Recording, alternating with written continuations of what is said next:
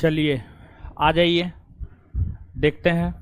जहां तक हम लोग देखे हुए थे वहां से आगे बढ़ जाते हैं। ए लड़का खड़ा हो जाइए। हाँ,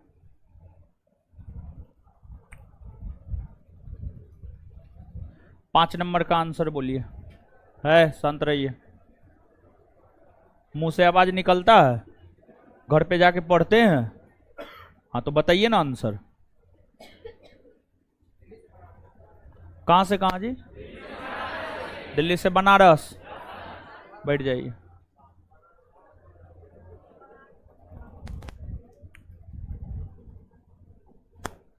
हे, खड़ा होइए। 8 नंबर का आंसर बोलिए।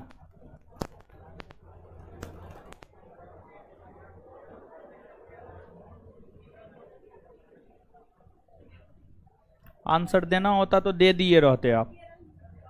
केरल में हुआ था। बैठिए, बैठिए। हे, 10 का आंसर बोलिए। बैठ जाइए।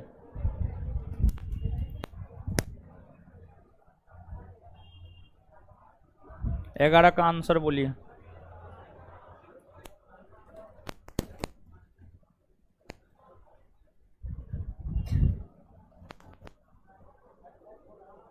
लॉर्ड डलहौजी कब?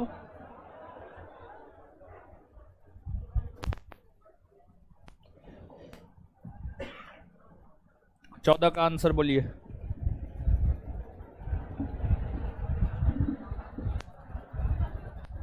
बैठ जाइए।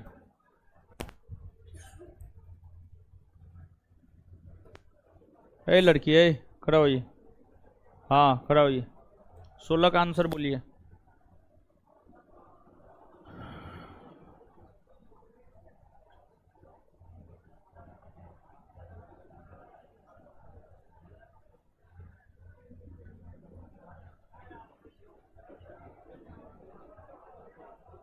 कल्ले न पढ़ा है, चश्मा फोड़ देंगे, एक तबड़ाक मारेंगे, नानी याद आ जाएगा। ए लड़का, ए खड़ा होइए। 18 का आंसर बोलिए।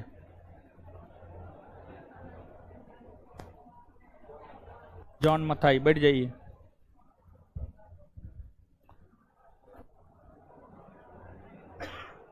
ए लड़की, ए खड़ा होइए।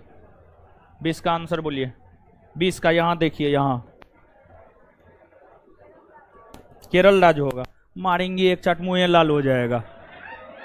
है, आदमी जैसे कीजिए ना जी।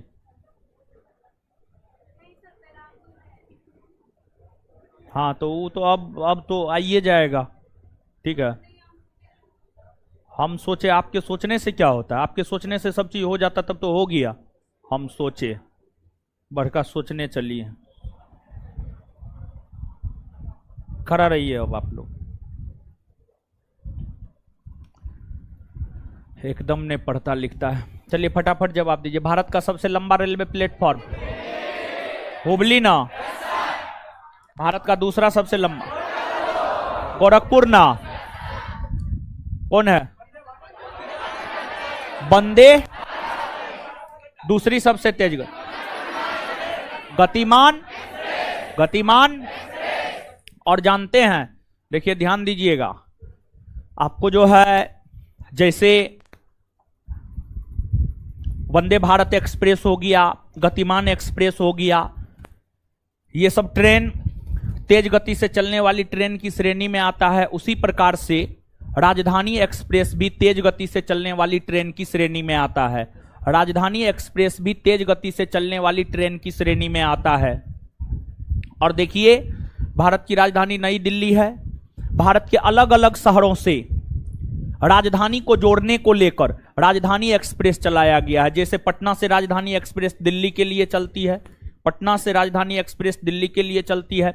हावड़ा से राजधानी एक्सप्रेस दिल्ली के लिए चलती है।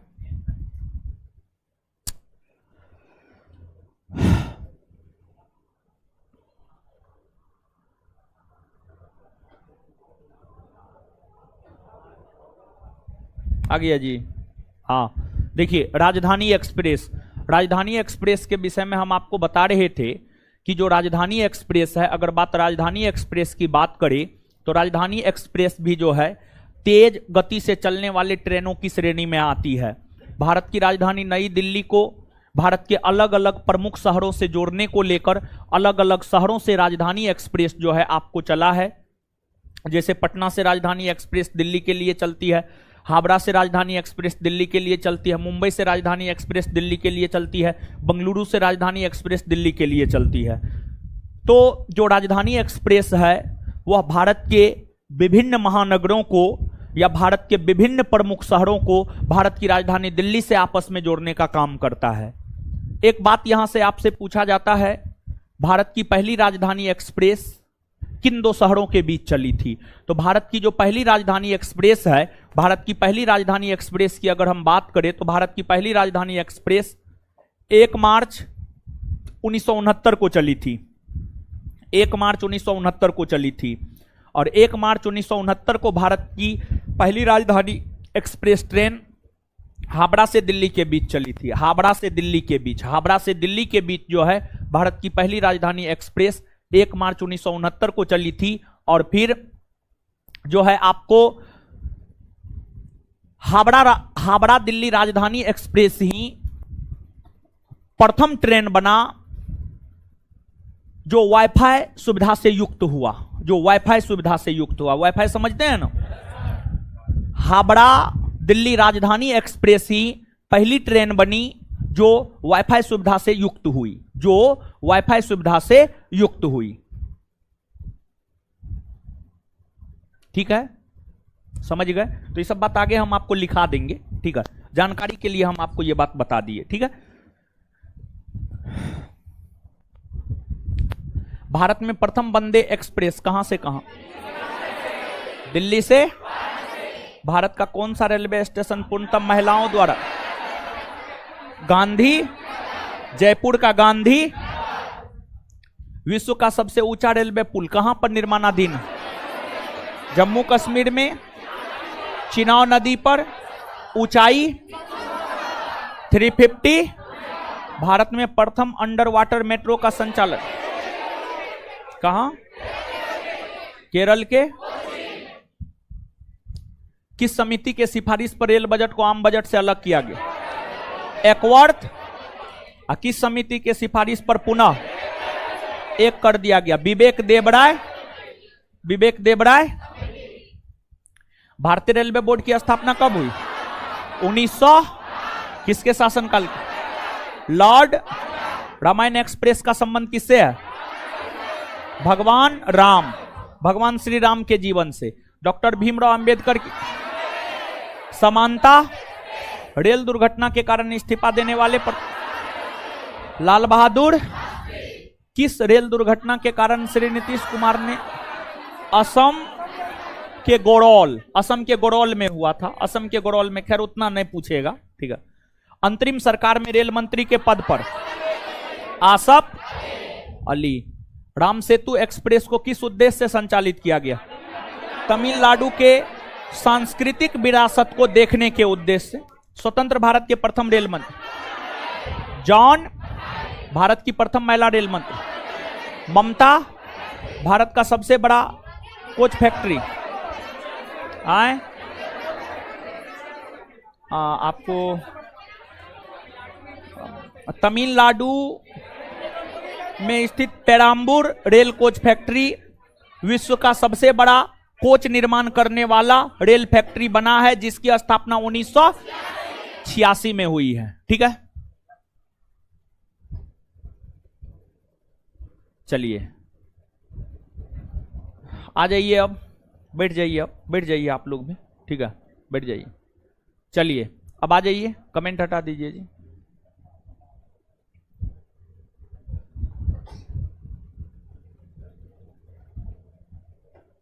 कमेंट हटा दीजिए। देखिए ध्यान दीजिएगा, आपको रेल का डब्बा हो गया, रेल इंजन हो गया, ये सब भारत के अलग अलग शहरों में बनाया जाता है।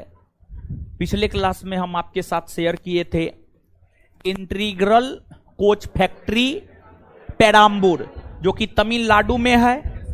जिसकी स्थापना 1986 में हुई है।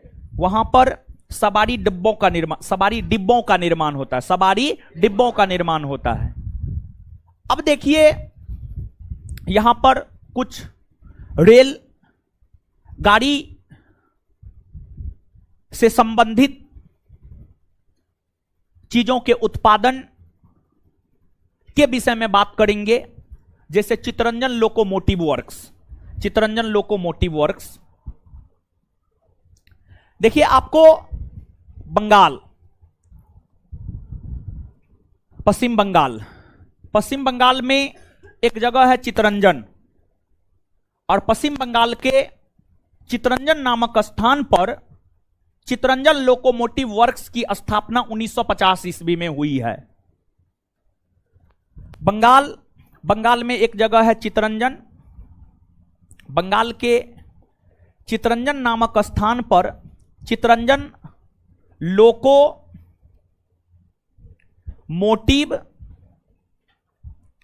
वर्क्स की स्थापना 1950 ईस्वी में हुई है। 1950 ईस्वी में हुई है, और यहां पर भारतीय रेलवे के अंतर्गत जो विद्युत इंजन होता है, भारतीय रेलवे के अंतर्गत यहां पर विद्युत इंजन का निर्माण होता है। भारतीय रेलवे के अंतर्गत विद्युत इंजन का निर्माण जो है आपको चित्तरंजन लोकोमोटिव वर्क्स में होता है, और इसकी स्थापना 1950 में हुई है।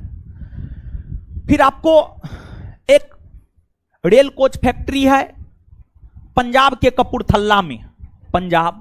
पंजाब के कपूरथला में जो है एक रेल कोच फैक्ट्री है। रेल कोच फैक्ट्री एक पंजाब के कपूरथला में है, और पंजाब के कपूरथला में जो रेल कोच फैक्ट्री है, इस रेल कोच फैक्ट्री की स्थापना 1952 ईस्वी में हुई है। इस रेल कोच फैक्ट्री की स्थापना जो है आपको 1952 ईस्वी में हुई है, और यहां पर रेलगाड़ी के डिब्बों का निर्माण होता है। रेलगाड़ी के डिब्बों का निर्माण यहां पर होता है। जैसे आपको इंटीग्रल कोच फैक्ट्री पेराम्बूर में रेलगाड़ी के डिब्बों का निर्माण होता है, उसी प्रकार से जो है आपको पंजाब के कपूरथला में स्थित रेल कोच फैक्ट्री में रेलगाड़ी के डिब्बों का निर्माण होता है। फिर आपको एक है उत्तर प्रदेश के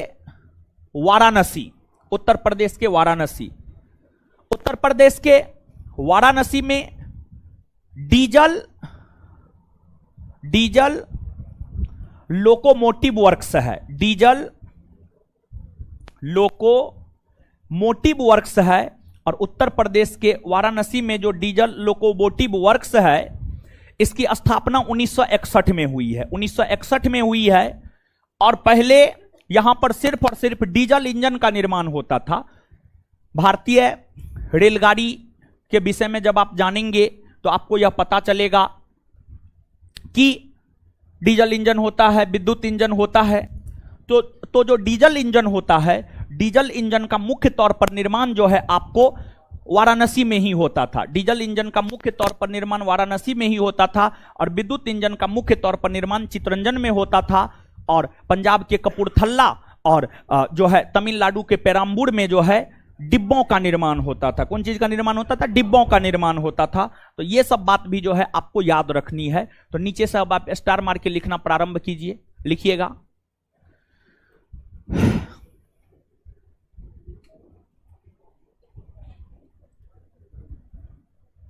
लिखिएगा पश्चिम बंगाल के चित्तरंजन में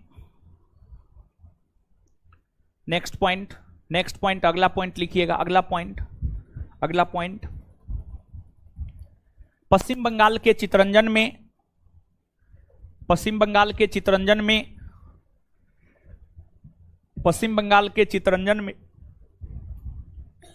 1950 ईस्वी में पश्चिम बंगाल के चित्तरंजन में 1950 ईस्वी में भारतीय रेल परिवहन के अंतर्गत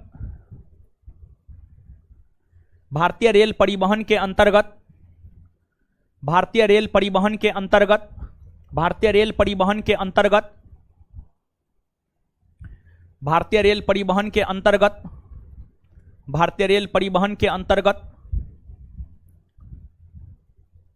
विद्युत इंजन के निर्माण को लेकर, भारतीय रेल परिवहन के अंतर्गत विद्युत इंजन के निर्माण को लेकर,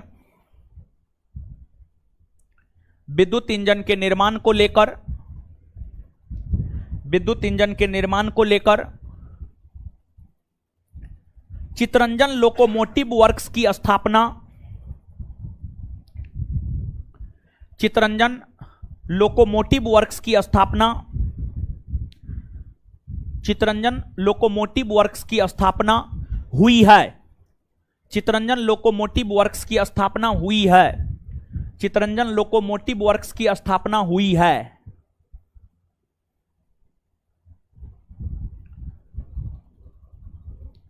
चितरंजन लोकोमोटिव वर्क्स की स्थापना हुई है। चलिए नेक्स्ट पॉइंट लिखिएगा। पंजाब के कपूरथला में, नेक्स्ट पॉइंट, अगला पॉइंट, अगला पॉइंट, पंजाब के कपूरथला में, पंजाब के कपूरथला में, पंजाब के कपूरथला में, पंजाब के कपूरथला में, पंजाब के कपूरथला में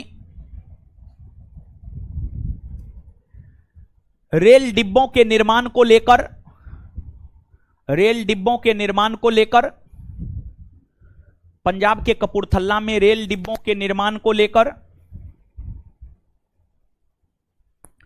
पंजाब के कपूरथला में रेल डिब्बों के निर्माण को लेकर, रेल डिब्बों के निर्माण को लेकर, रेल डिब्बों के निर्माण को लेकर 1952 ईस्वी में, 1952 ईस्वी में,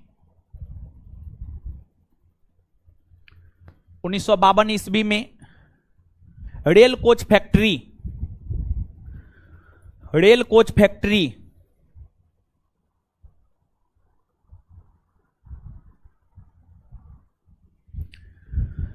रेल कोच फैक्ट्री का निर्माण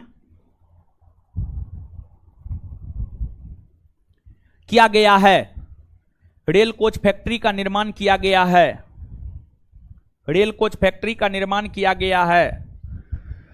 रेल कोच फैक्ट्री का निर्माण किया गया है।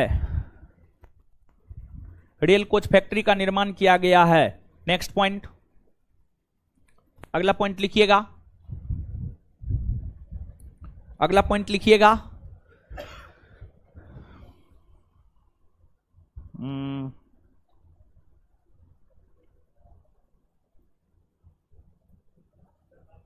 उत्तर प्रदेश के वाराणसी में, उत्तर प्रदेश के वाराणसी में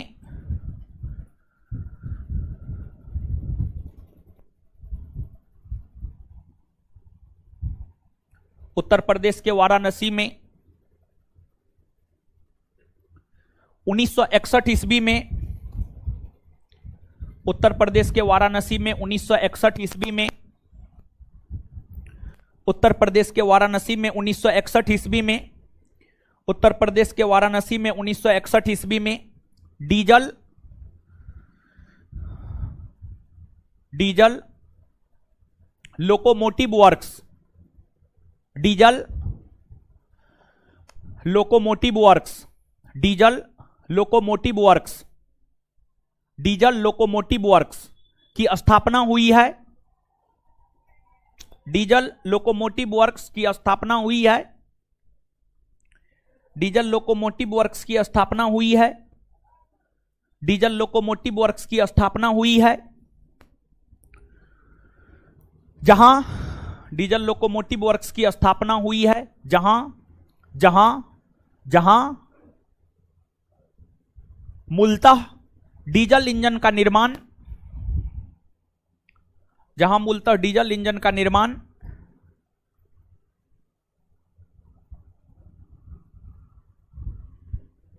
जहां मूलतः डीजल इंजन का निर्माण, डीजल इंजन का निर्माण, जहां मूलतः डीजल इंजन का निर्माण किया जाता है,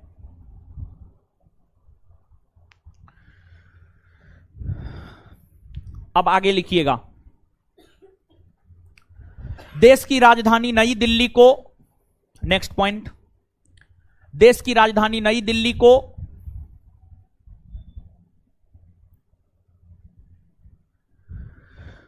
देश की राजधानी नई दिल्ली को देश के देश की राजधानी नई दिल्ली को देश की राजधानी नई दिल्ली को देश के प्रमुख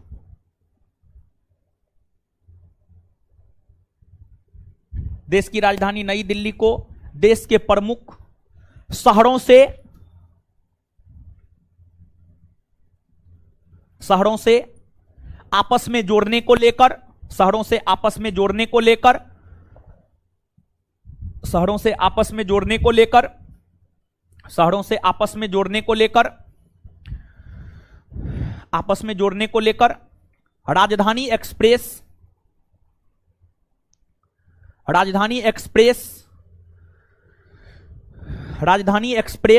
ट्रेन चलाई गई है। राजधानी एक्सप्रेस ट्रेन चलाई गई है। राजधानी एक्सप्रेस ट्रेन चलाई गई है। राजधानी एक्सप्रेस ट्रेन चलाई गई है। Full stop.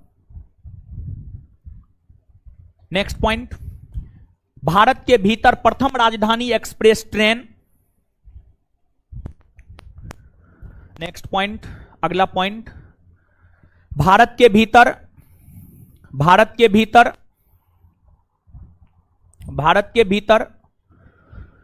प्रथम राजधानी एक्सप्रेस ट्रेन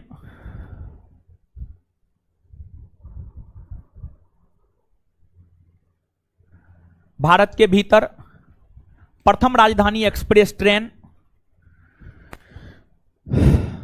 भारत के भीतर प्रथम राजधानी एक्सप्रेस ट्रेन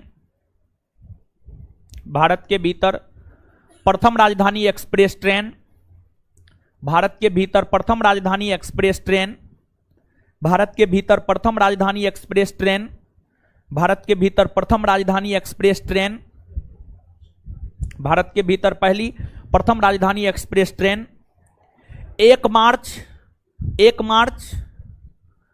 1969 ईस्वी को 1 मार्च 1969 ईस्वी को 1 मार्च 1969 ईस्वी को दिल्ली और हावड़ा के बीच चलाई गई है। 1 मार्च 1969 ईस्वी को दिल्ली और हावड़ा के बीच चलाई गई है। 1 मार्च 1969 ईस्वी को दिल्ली और हावड़ा के बीच चलाई गई है।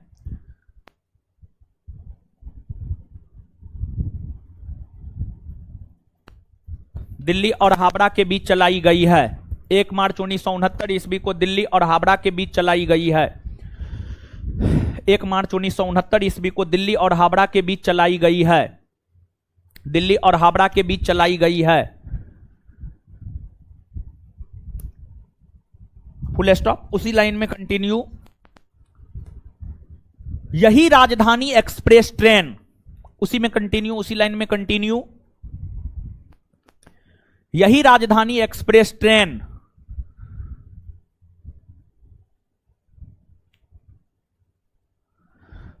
वाईफाई यही राजधानी एक्सप्रेस ट्रेन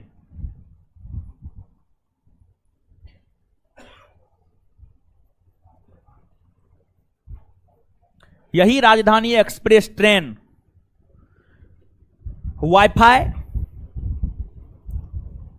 लिखे हैं, यही राजधानी एक्सप्रेस ट्रेन वाईफाई से युक्त होने वाला वाईफाई से युक्त होने वाला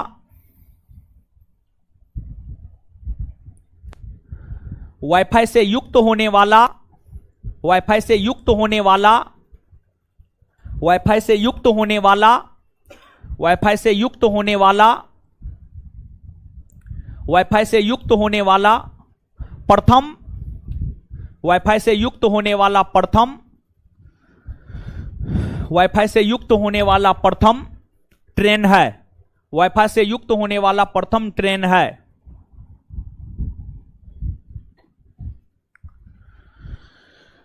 चलिए अब इस चैप्टर को लगाम लगाएंगे, ठीक है, लगाम लगाएंगे इस चैप्टर को, मतलब खत्म कर देंगे। लेकिन एक आध गो 2-4 गो पॉइंट और जानिए, ठीक है, 2-4 गो पॉइंट में और जानिए। अच्छा रुकिए न, हो तोरी का आप लोग अकबकाते कहाँ हैं।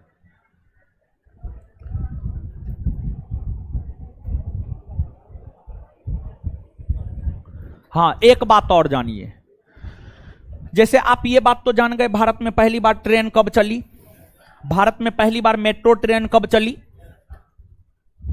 लेकिन एगो बात जाने, भारत में पहली बार विद्युत ट्रेन कब चली, इलेक्ट्रिसिटी से ट्रेन कब चली।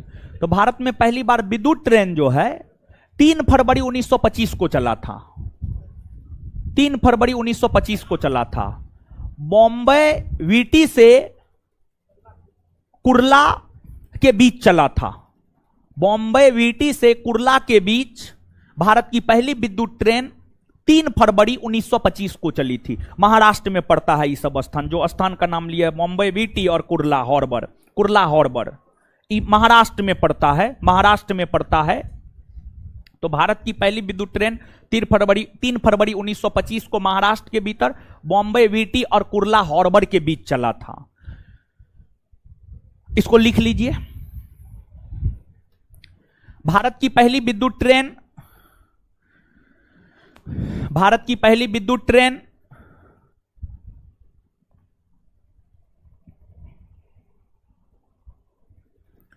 भारत की पहली विद्युत ट्रेन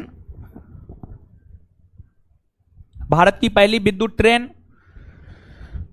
भारत की पहली विद्युत ट्रेन 3 फरवरी 1925 को 3 फरवरी 1925 को 3 फरवरी 1925 को बॉम्बे वीटी और कुर्ला हार्बर के बीच चला था, और कुर्ला हार्बर के बीच चला था, और कुर्ला हार्बर के बीच चला था, और कुर्ला हार्बर के बीच चला था। बॉम्बे वीटी और कुर्ला हार्बर के बीच चला था, बॉम्बे वीटी और कुर्ला हार्बर के बीच चला था, बॉम्बे वीटी और कुर्ला हार्बर के बीच चला था, बॉम्बे वीटी और कुर्ला हार्बर के बीच चला था, बॉम्बे वीटी और कुर्ला हार्बर के बीच चला था, बॉम्बे वीटी और कुर्ला हार्बर के बीच चला था। चलिए अब आप सब लोग जानते हैं भारत का विभाजन हुआ, पाकिस्तान बना, और पाकिस्तान का विभाजन हुआ, बांग्लादेश बना। तो भारत और पाकिस्तान के बीच भी ट्रेन चला करता था, और भारत और बांग्लादेश के बीच भी ट्रेन चला करता था। तो कौन कौन ट्रेन है जो भारत और पाकिस्तान के बीच, और कौन कौन ट्रेन है जो भारत और बांग्लादेश के बीच चलता था। तो देखिए ध्यान दीजिएगा, आपको भारत और पाकिस्तान के बीच समझौता एक्सप्रेस और थार एक्सप्रेस, समझौता एक्सप्रेस और थार एक्सप्रेस भारत और पाकिस्तान के बीच चलता था, और भारत और बांग्लादेश के बीच मैत्री एक्सप्रेस और बंधन एक्सप्रेस, मैत्री एक्सप्रेस और बंधन एक्सप्रेस भारत और बांग्लादेश के बीच चला करता था, और भारत और पाकिस्तान के बीच समझौता और थार, समझौता और, नीचे से स्टार मार के लिखिए, भारत और पाकिस्तान के बीच समझौता एक्सप्रेस और थार एक्सप्रेस, भारत और पाकिस्तान के बीच, भारत और पाकिस्तान के बीच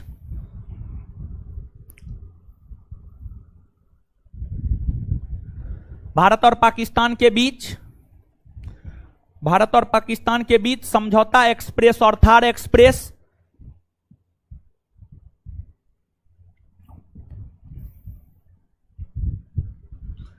भारत और पाकिस्तान के बीच समझौता एक्सप्रेस और थार एक्सप्रेस, तथा भारत और बांग्लादेश के बीच, तथा भारत और बांग्लादेश के बीच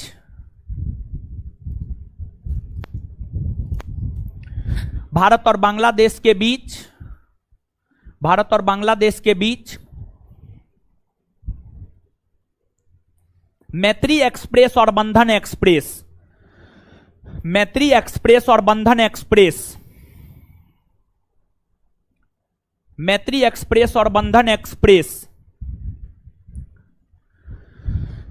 मैत्री एक्सप्रेस और बंधन एक्सप्रेस नामक ट्रेन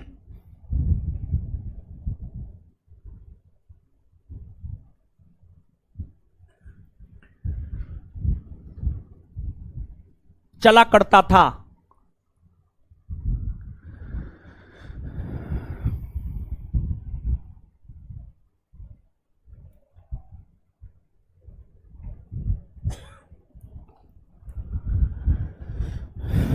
चलिए खत्म कीजिए। अब रेल परिवहन यहां पे खत्म हुआ। अब यहां पर एक चीज जानना चाहते हैं, देखिए स्थल परिवहन, स्थल परिवहन को दो भाग में, सड़क परिवहन और रेल परिवहन खत्म हुआ। फिर दूसरा जलमार्ग परिवहन है और तीसरा वायु मार्ग परिवहन है। अब आगे हम लोग पढ़ेंगे जलमार्ग परिवहन, और जलमार्ग परिवहन को पढ़ेंगे। जलमार्ग परिवहन के अंतर्गत जो है चीजों को देखेंगे। तो अब आप नीचे से हेडिंग मारिए जलमार्ग परिवहन, जलमार्ग परिवहन।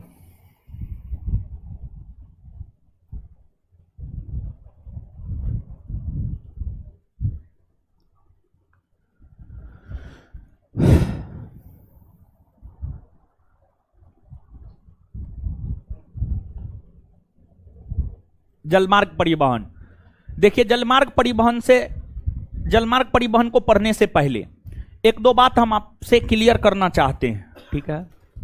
एक बात तो यह, जितना अभी बताए हैं रेल मार्ग में उसको पढ़ लीजिए, 1 सेकेंड में पढ़िए उसको, जल्दी जल्दी पढ़िए, पढ़िए तुरंत याद करवाएंगे।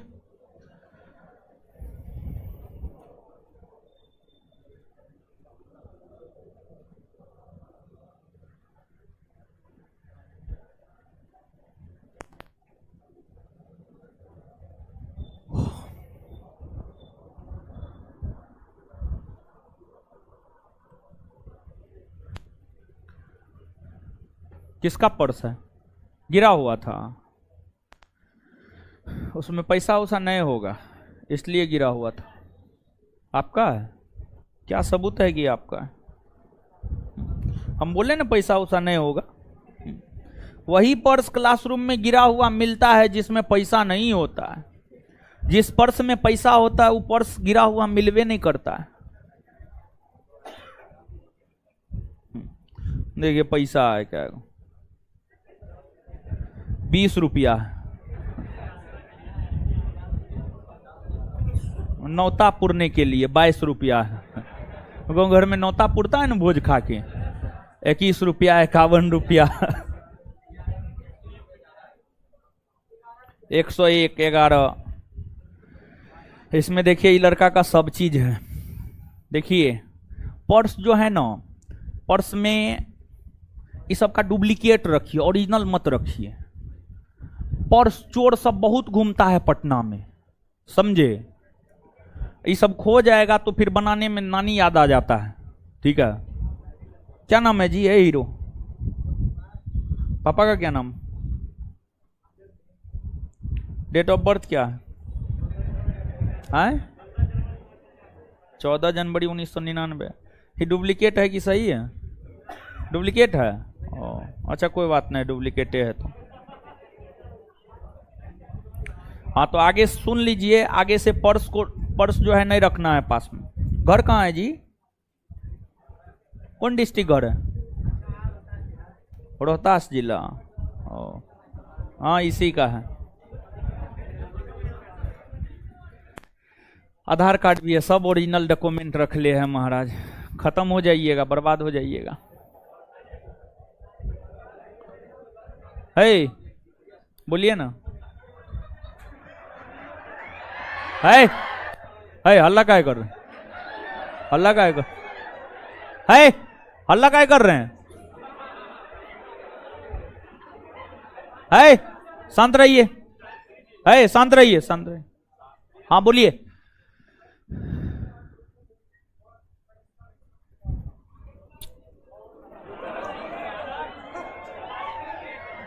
बैठ जाइए, बैठ जाइए।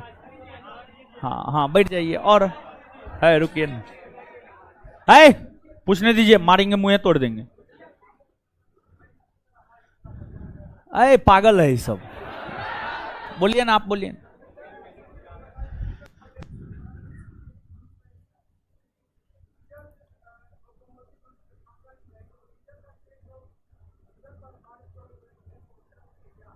डीजल 1961 में। ये हम जो भी बात बताएं आजाद भारत के संदर्भ में बताएं, ठीक है। आगे बोलिए। हाँ बन रहा है, काइन क्या बात करते हैं, एकदम बन रहा है।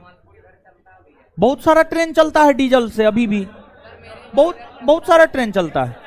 हाँ हाँ चलता है। हाय रुकिए ना थोड़ी। लोकोमोटिव को समझा दे चितरंजन, लोकोमोटिव। चलिए जैसे सुनिए समझिए, इनको लोकोमोटिव का मतलब समझना है। लोकोमोटिव का मतलब क्या होता है? इंटरप्राइजेज का मतलब आप समझते हैं? इंटरप्राइजेज का मतलब समझते हैं? नहीं समझते हैं? नाम सुने हैं। मिसलेनियस का मतलब समझते हैं? मिसलेनियस का मतलब क्या होता है? जैसे लिखा हुआ है miscellaneous store. Miscellaneous store, miscellaneous store का मतलब होता है जहां पर दैनिक जीवन से जुड़े हुए सब कुछ उपलब्ध हो। जहां पर दैनिक जीवन से जुड़े हुए सब कुछ उपलब्ध हो, मिसलेनियस स्टोर हो गया। तो लोकोमोटिव, लोकोमोटिव का कुछ बहुत ज्यादा खास अर्थ नहीं होता है, बल्कि लोकोमोटिव का मतलब होता है जहां पर रेलवे से संबंधित वस्तुओं का उत्पादन होता है। जहां पर रेलवे से संबंधित वस्तुओं का उत्पादन होता है, जैसे डीजल लोकोमोटिव, डीजल इंजन का उत्पादन, विद्युत लोकोमोटिव, विद्युत इंजन का उत्पादन। समझ गए? ये चीज हुआ, यानी जहां पर वस्तुओं का उत्पादन होता है, और कोई खास ये नहीं है। पढ़ लिए? बोलिए नो, बताइए। चितरंजन लोकोमोटिव किस राज्य में है? किस राज्य में है? इसका गठन कब हुआ? 1900 कब हुआ है? यहां पर कौन इंजन का निर्माण होता? विद्युत इंजन। किसका निर्माण? किसका निर्माण? अच्छा, रेल कोच फैक्ट्री कपूरथला कौन राज्य में है? पंजाब। कौन राज्य में है? रेल कोच फैक्ट्री कपूरथला कौन राज्य में? इसका गठन कब हुआ? 1900। अच्छा, डीजल लोकोमोटिव वर्क्स बनारस की स्थापना कब हुई है? 1900। भारत की पहली राजधानी ट्रेन कब चली है? 1 मार्च 1969। 1 मार्च 1900। भारत की पहली राजधानी ट्रेन कब चली है? 1 मार्च 1900। कहां से कहां? दिल्ली से। दिल्ली से। भारत की पहली राजधानी एक्सप्रेस ट्रेन कब चली है? 1 मार्च 1900। कहां से कहां? दिल्ली से। प्रथम वाईफाई युक्त राजधानी एक्सप्रेस आए दिल्ली हावड़ा। दिल्ली दिल्ली। और भारत की पहली विद्युत ट्रेन कब चली? 3 फरवरी 1900। भारत की पहली विद्युत ट्रेन कब चली है? 3 फरवरी 1900। भारत की पहली विद्युत ट्रेन कब चली है? अच्छा, समझौता एक्सप्रेस, थार एक्सप्रेस, भारत और कौन देश के बीच? समझौता और थार। समझौता और थार। मैत्री और बंधन। मैत्री और बंधन। मैत्री और बंधन। समझौता और थार। समझौता और थार। क्लियर है? यहां से आगे बढ़े ना। अब देखिए जलमार्ग परिवहन। अगर आप जलमार्ग परिवहन की बात करेंगे तो जो जलमार्ग परिवहन है, जलमार्ग परिवहन को हम लोग 2 भाग में बांटकर पढ़ते हैं। जलमार्ग परिवहन को जो हम लोग 2 भाग में बांटकर पढ़ते हैं, उसमें एक होता है सामुद्रिक या समुद्री मार्ग, और एक होता है आंतरिक जलमार्ग। एक होता है समुद्री मार्ग और एक होता है आंतरिक जलमार्ग। जैसे स्थल परिवहन को 2 भाग में बांटकर पढ़े, सड़क परिवहन और रेल परिवहन, वैसे ही जलमार्ग परिवहन को 2 भाग में बांटकर पढ़ेंगे, समुद्री मार्ग परिवहन और आंतरिक जलमार्ग परिवहन। और समुद्री जलमार्ग परिवहन के अंतर्गत हम लोगों को बंदरगाह सब के विषय में पढ़ना है, और आंतरिक जलमार्ग परिवहन के अंतर्गत हम लोगों को राष्ट्रीय जलमार्ग के विषय में पढ़ना है। राष्ट्रीय जलमार्ग के विषय में पढ़ना है तो राष्ट्रीय जलमार्ग, जैसे राष्ट्रीय राजमार्ग आपने पढ़ा है, एनएच आपने पढ़ा है, उसी प्रकार से आप यहां पर नेशनल वाटरवेज को पढ़ेंगे। और जिस प्रकार आपने रेलवे जोन को पढ़ा है, रेलवे जोन को पढ़ा है, भारत को कुल 18 रेलवे जोन में बांटा गया है और हर रेलवे जोन का अलग अलग मुख्यालय है। उसी प्रकार से आप जलमार्ग में जो है बंदरगाह को पढ़ेंगे। किसको पढ़ेंगे? बंदरगाह को पढ़ेंगे। समझ गए? तो अब आइए चीजों को एक एक करके देखते हैं। एक बात बताइए, क्योंकि हम आपको ये बात बोले हैं, ये चैप्टर अब खत्म होने की ओर अग्रसर है, और हम आपको बोले थे कि इस चैप्टर को पढ़ाने के बाद ऑब्जेक्टिव भी आगे कंटिन्यू करेंगे। इस चैप्टर को पढ़ाने के बाद ऑब्जेक्टिव आगे कंटिन्यू करेंगे। तो आप ये बताइए ऑब्जेक्टिव क्या वो चैप्टर का हो गया है? थोड़ा सिलेबस है किसी के पास? थोड़ा दिखाइए तुम।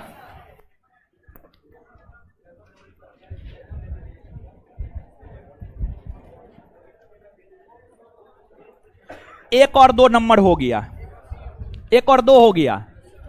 चैप्टर नंबर 3 का ऑब्जेक्टिव नहीं हुआ है। भारत के पर्वत पठार और यहां से आगे का नहीं हुआ। हो गया 3 नंबर हो गया, 3 हो गया तो 4 नंबर से नहीं हुआ। भारत के अफवाह तंत्र,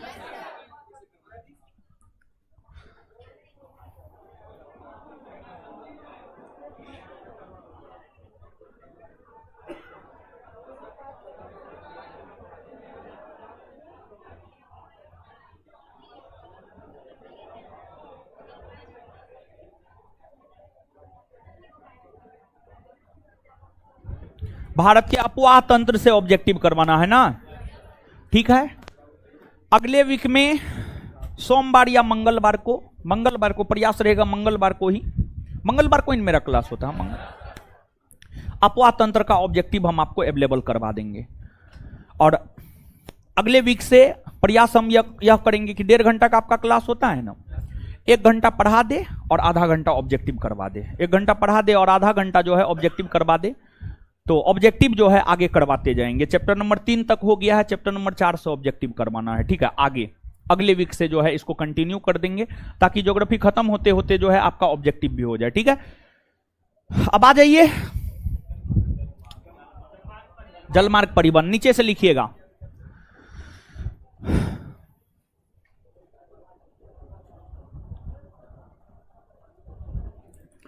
जलमार्ग परिवहन को जलमार्ग परिवहन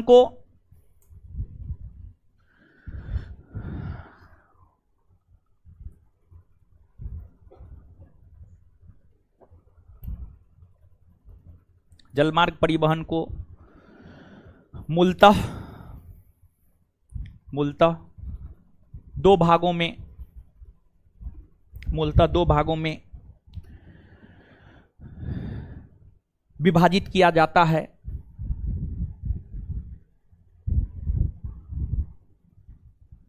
एक नंबर में समुद्री मार्ग परिवहन, एक नंबर में समुद्री मार्ग परिवहन,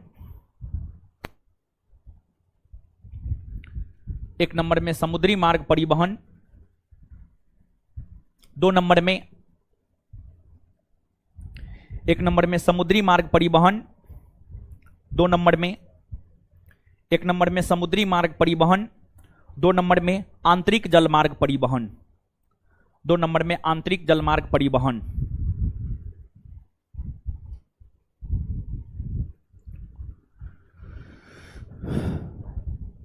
अब 1 नंबर में हेडिंग मारिएगा समुद्री मार्ग परिवहन। 1 नंबर में हेडिंग मारिएगा समुद्री मार्ग परिवहन। समुद्री मार्ग परिवहन डैश देकर लिखिएगा। इसके अंतर्गत बंदरगाहों सबके विषय में पढ़ना होता है। इसके अंतर्गत बंदरगाहों सबके विषय में पढ़ना होता है।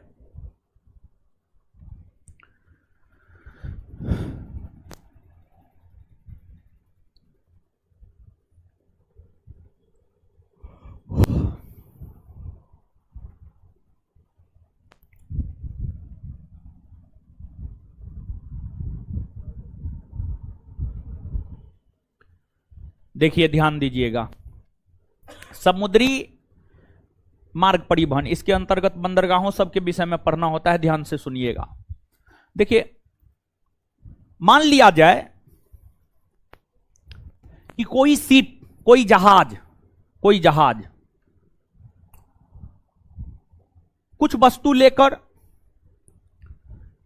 जैसे एल्युमिनियम लेकर, मान लिया जाए कोई शिप, कोई जहाज एल्युमिनियम लेकर अमेरिका से भारत की ओर प्रस्थान किया।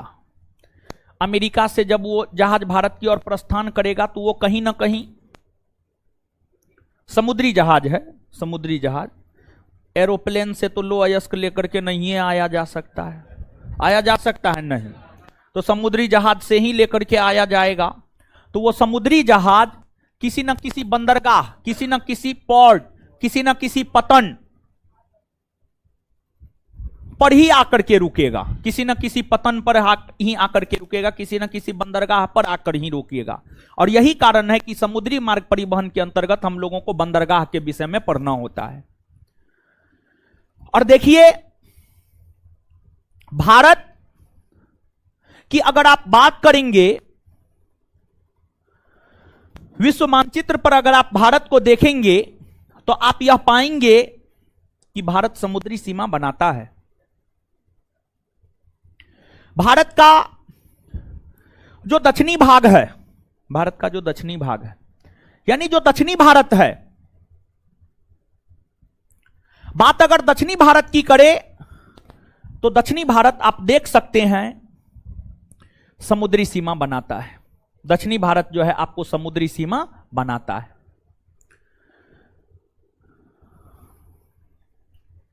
भारत की मुख्य भूमि के समुद्री सीमा की लंबाई कितना किलोमीटर?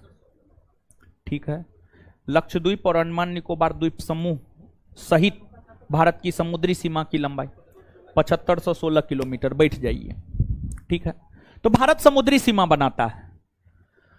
अब भारत जो समुद्री सीमा बनाता है, भारत के टोटल 9 राज्य है जो समुद्र के साथ सीमा साझा करता है। गुजरात, महाराष्ट्र, गोवा, कर्नाटक, केरल, तमिलनाडु, आंध्र प्रदेश, ओडिशा, पश्चिम बंगाल। इन राज्यों में ही मुख्य तौर पर आपको बंदरगाह मिलेगा। और भारत में अगर आप बंदरगाहों की बात करेंगे, 3 प्रकार का बंदरगाह है। बड़े बंदरगाह, छोटे बंदरगाह और मंझले बंदरगाह, जिसमें बड़े बंदरगाहों की संख्या भारत में 13 है। बड़े बंदरगाहों की संख्या भारत में 13 है। छोटे और मंझले बंदरगाहों की संख्या भारत में 200 के आसपास है। 200 के आसपास है। 200 बड़े बंदरगाह संघ सूची का विषय है, इसलिए बड़े बंदरगाह पर केंद्र सरकार का नियंत्रण रहता है। वही छोटे और मंझले बंदरगाह की अगर आप बात करेंगे, समवर्ती सूची का विषय है। छोटे और मंझले बंदरगाह समवर्ती सूची का विषय है, समवर्ती सूची का विषय है। और जो विषय समवर्ती सूची में शामिल होता है, उस पर कानून बनाने का अधिकार राज्य और केंद्र दोनों को होता है। राज्य और केंद्र दोनों को होता है। छोटे और मंझले बंदरगाह समवर्ती सूची का विषय है। और विशेष तौर पर छोटे और मंझले बंदरगाह राज्य सरकार के नियंत्रण में ही देखने को मिलता है। विशेष तौर पर छोटे और मंझले बंदरगाह राज्य सरकार के नियंत्रण में ही देखने को मिलता है। तो भारत में जो 13 बड़े बंदरगाह है, सबसे पहले उन 13 बड़े बंदरगाहों के विषय में बात करेंगे और फिर आगे बढ़ेंगे हम लोग। तो नीचे से लिखिएगा, जिस लाइन में आप लिखे हैं उसी लाइन को कंटिन्यू करेंगे। लिखाए हैं ना इससे पहले, उसी लाइन को कंटिन्यू करेंगे। नेक्स्ट लाइन नहीं, बल्कि जो पिछला लाइन था उसी को कंटिन्यू करेंगे, लिखेंगे। भारत में भारत में भारत में भारत में बड़े बंदरगाहों की संख्या, भारत में बड़े बंदरगाहों की संख्या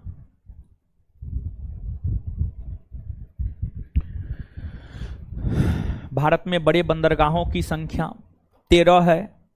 13 है। भारत में बड़े बंदरगाहों की संख्या 13 है। भारत में बड़े बंदरगाहों की संख्या 13 है।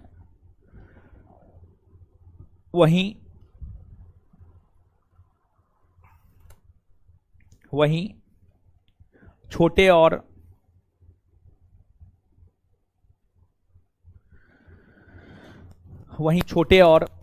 मंझले बंदरगाहों की संख्या, वहीं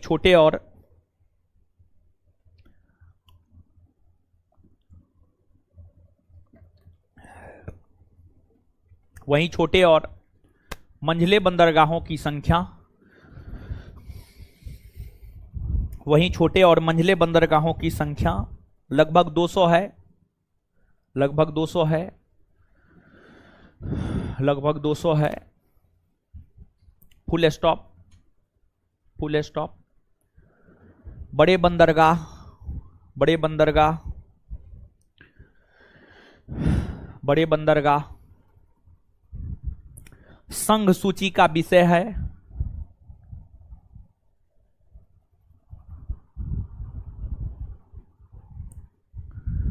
बड़े बंदरगाह संघ सूची का विषय है।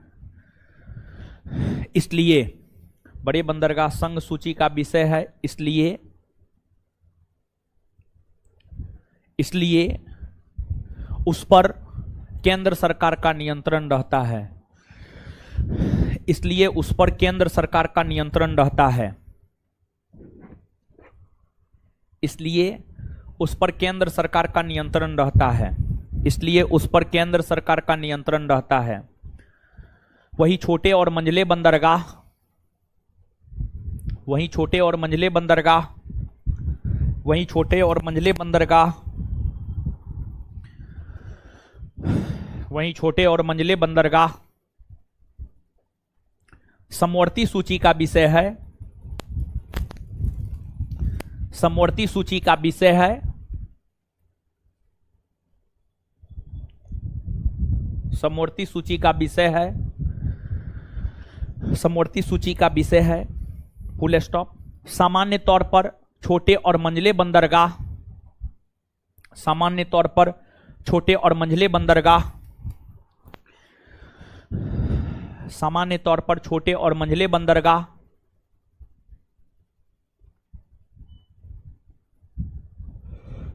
सामान्य तौर पर छोटे और मंझले बंदरगाह, छोटे और मंझले बंदरगाह पर राज्य सरकार का अधिकार देखने को मिलता है। सामान्य तौर पर छोटे और मंझले बंदरगाह पर राज्य सरकार का नियंत्रण देखने को मिलता है।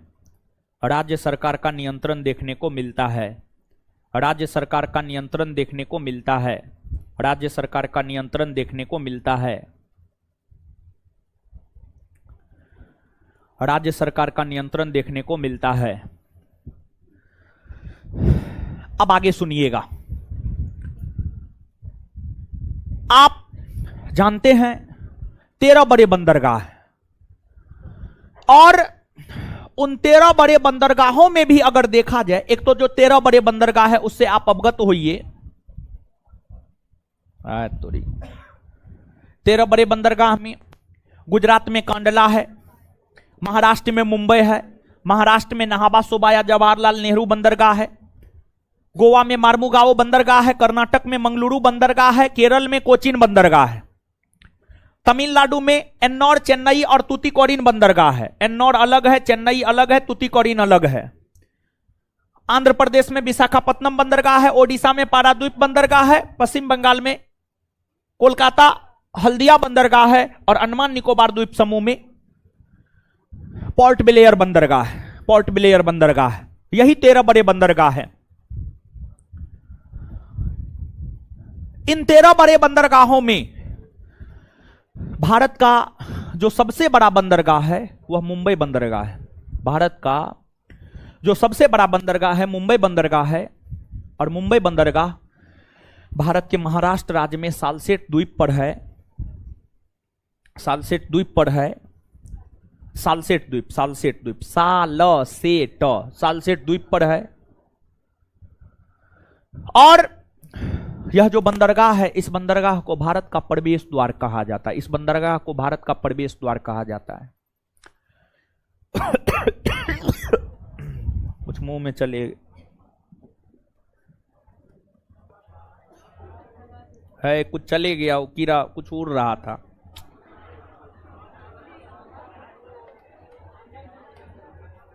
सड़वाहारी हैं, सब चीज खाते, कीड़ा उड़ा को खा के पचा देते। चलिए, सावन है तो क्या होगा? कहां पे लिखा हुआ है सावन में नहीं खाया जाता है? हम 1 महीना देवघर में रहे, देवघर बाबा धाम, भगवान भोले, जानते हैं ना? सावन में भगवान भोले ये को ना जल चढ़ाया जाता है।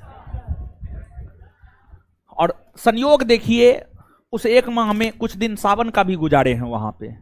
वहां का पंडा सब 1 नंबर का बेहया सब होता है। वहां का पंडा सब, हम आपको बता रहे हैं, हम देखे हुए हैं,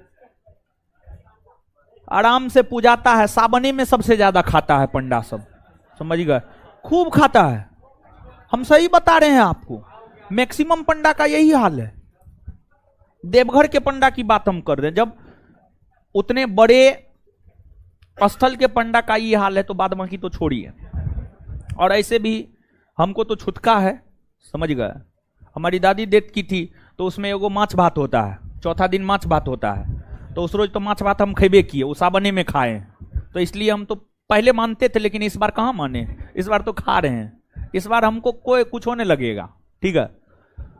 तो सावन भादो ये विद्यार्थी के लिए नहीं होता है, जो सिंगल जी रहा है उसके लिए नहीं होता है, समझे? सावन भादो जो गृहस्थ जीवन में प्रवेश कर गया उसके लिए होता है। सावन भादो करते रहिए। है बताइए, ये सब ऐसे हल्ला करता है। देखिए, अभी आप जिस जीवन में है ना, खूब खाइए, खूब पढ़िए, खूब सोइए, ये 3 काम कीजिए। मोबाइल मत चलाइए। लेकिन आप क्या कीजिएगा बता रहे हैं, खूब खाइएगा, खूब मोबाइल चलाइएगा, खूब सोइएगा, लेकिन पढ़िएगा नहीं। तो खूब मोबाइल चलाइए के स्थान पर खूब पढ़िए, चीज को ले आइए, ठीक है? ये सावन भादो कुछ नहीं होता है। आराम से खाइए, मजे में रहिए। कहीं पे नहीं लिखा हुआ है, कुछ नहीं लिखा हुआ है, ठीक है? ऐसे आदमी सब। चलिए, आप बिट्टू सर तो और ज्यादा खाते हैं, बोले हुए हैं, अपना खाते हैं। रात में उनको खाने का मन होता है ना। हाल फिलहाल का बात हम बता रहे, 3-4 दिन 5 दिन पहले का बात, पिछले सैटरडे संडे का बात बता रहे हैं। रात में 11 बजे बोले हमको मीट चाहिए, स्टेशन से मीट लाके दिए हैं उनको, हम दिए हैं, अपने से दिए हैं। तो अभी सावन ही ना चल रहा है।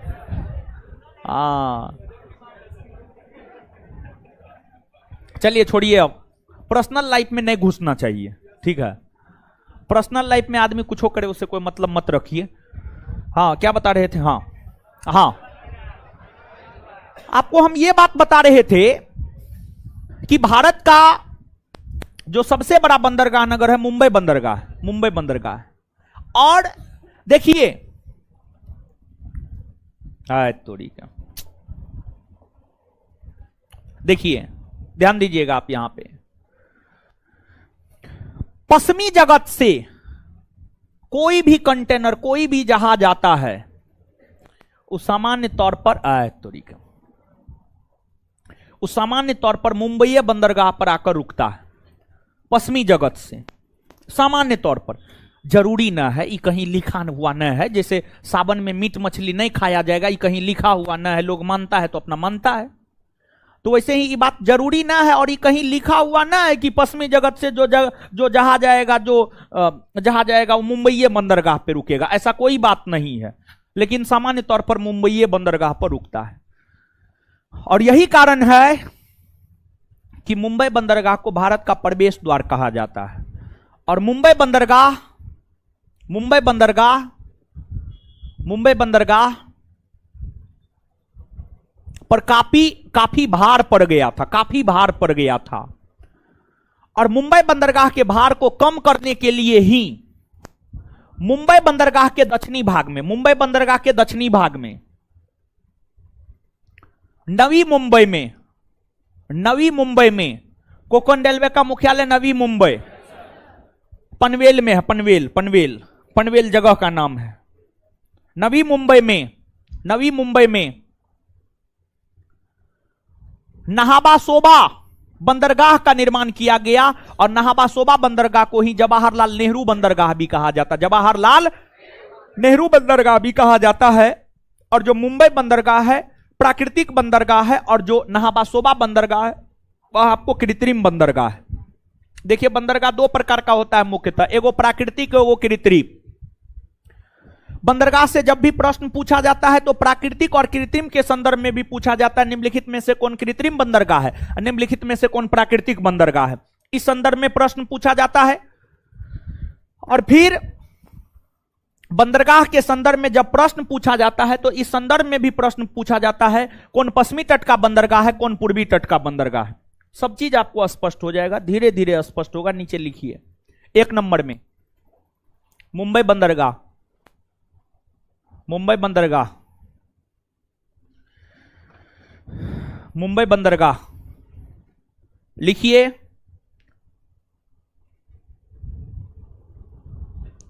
यह भारत के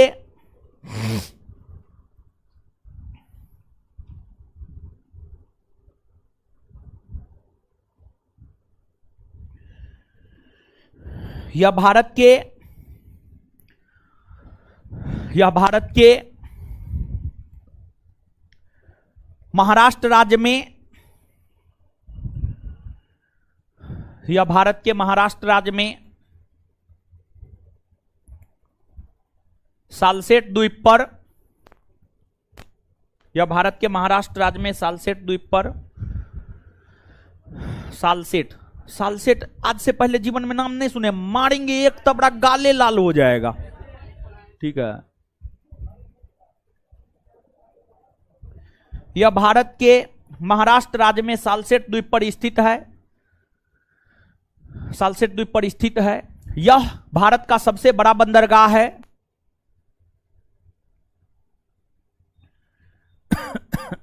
यह भारत का सबसे बड़ा बंदरगाह है। यह भारत का सबसे बड़ा बंदरगाह है।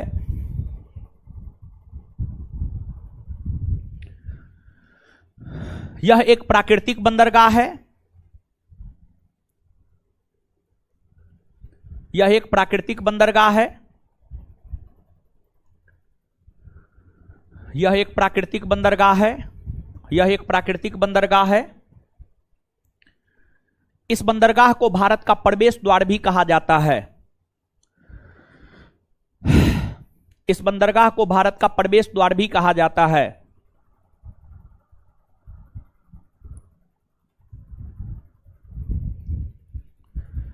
इस बंदरगाह को भारत का प्रवेश द्वार भी कहा जाता है। इस बंदरगाह को भारत का प्रवेश द्वार भी कहा जाता है। भारत का प्रवेश द्वार भी कहा जाता है। इस बंदरगाह के भार को कम करने के लिए, इस बंदरगाह के भार को कम करने के लिए, इस बंदरगाह के भार को कम करने के लिए, कम करने के लिए नाहबा सोबा बंदरगाह, नाहबा सोबा बंदरगाह लिख देते हैं। नाहबा सोबा बंदरगाह, सोबा बंदरगाह,